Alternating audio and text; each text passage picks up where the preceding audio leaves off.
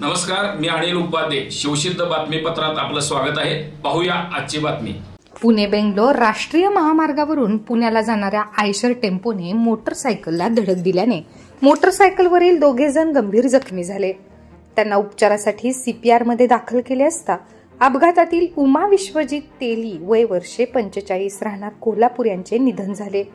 तर त्यांचा मुलगा पारस विश्वजित तेली हा गंभीर जखमी झाला असून त्याच्यावर उपचार सुरू आहेत. हा अपघात पुणे बेंगलोर राष्ट्रीय महामार्गावर अंबप फाट्यानजीक असणाऱ्या इंद्रजित लॉज समोर आज सकाळी 10 वाजता झाला. कोल्हापूर शहरातील शुक्रवार पेठेतील सोमेश्वर गल्लीमध्ये उमा विश्वजित तेली या कुटुंबासह राहत होत्या.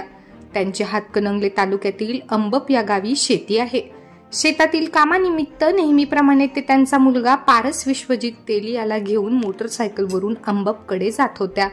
त्यांची मोटरसायकल अंबप फाट्यानजीक असणाऱ्या इंद्रजित लॉज समोर आली असता पुण्याच्या दिशेने भरधाव जाणारा आयशर टेम्पो क्रमांक MH11 CH 2829 ने मोटरसायकलला जोराची धडक दिली.